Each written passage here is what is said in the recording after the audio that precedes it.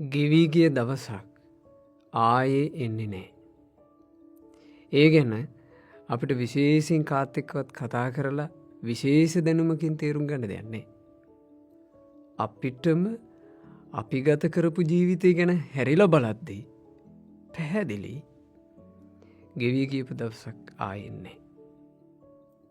හැරිලා බලද්දි ජීවිතය ගැන හැම දවසක්ම මතක නැති වුණත් අපේ ජීවිතේ කොච්චර තියෙනවද විශේෂයෙන් මතක දවස්නේ.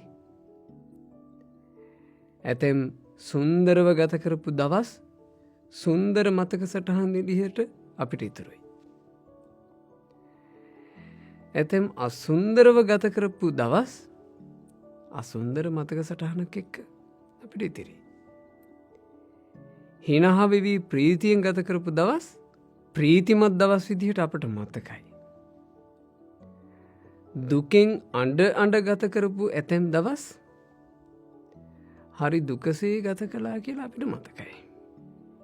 හැබැයි ඔය ප්‍රීතිමත් දවසක්වත් දුකසේ ගත කරපු දවසක්වත් සුන්දර දවසක්වත් අසුන්දර දවසක්වත් ආයේ ගන්න බෑනේ.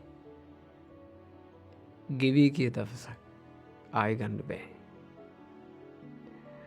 අතීතය ගැන හැරිලා බලනකොට තේරෙන ඔය පාඩමින් ඉස්සරහට ගත කරන්න තියෙන ජීවිතය ගැන තේරුම් ගන්නට ඉදිරියේදී එළඹෙන දවසක්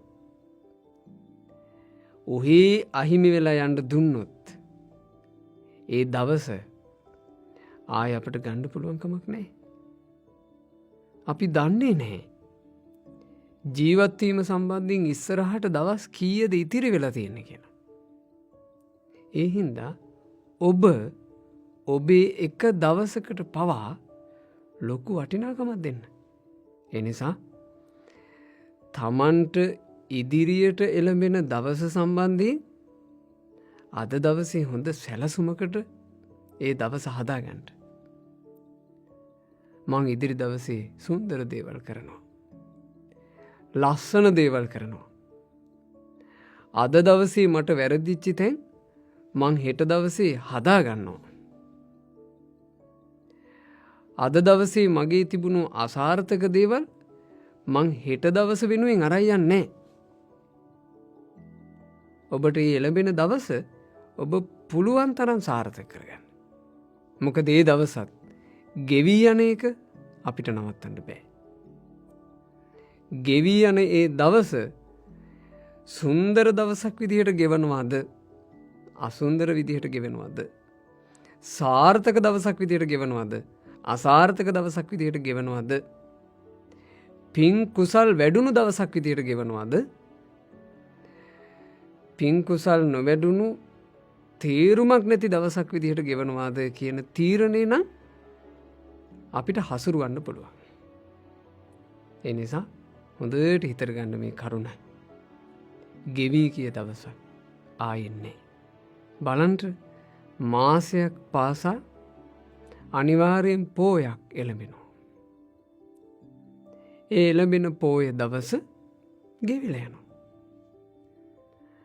අපිට මේ පෝය දවසක් ඇතුලේ උපෝසත අෂ්ටාංග සීලේ සමාදන් වෙලා ඒ සිල්පද ටික රකිමින් ඒ පෝය දවස ගත කරන්න පුළුවන් වුණොත් එහෙම පෝයට පස්සේ දවසේ සීලවන්තව ගෙවපු දවසක මතකයක් අපිට ඉතිරි වෙනවා. ඒක වටින්නේ නැද්ද ජීවිතේට? ආපහු හැරී බලද්දී අපිට පේන්න තියෙන්නේ මම මෙච්චර පෝය ගාන උපෝසත අෂ්ටාංග සීලේ වරද්දන්න නැතුව සිල් ගත්තා කියලා නම් ඒ සුන්දර උතුම් මතක ටික කාටද? තමන්ටනේ. ඒ නිසා ගෙවී ගිය දවසක් ආයේ එන්නේ.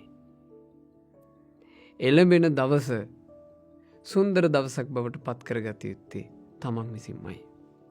ඔබට එළඹෙන පෝයක් ගානේ උපෝසත සිල් සමාදන් වෙන්න. අනෙක් දවසුත් සීලවන්තව ගුණවන්තව සුන්දර දවස් විදිහට ගත කරන සාර්ථක මනුෂ්‍ය ජීවිතයක් ගොඩනගා ගන්න වාසනාව ලැබේවා. තෙරුවන් සරණයි.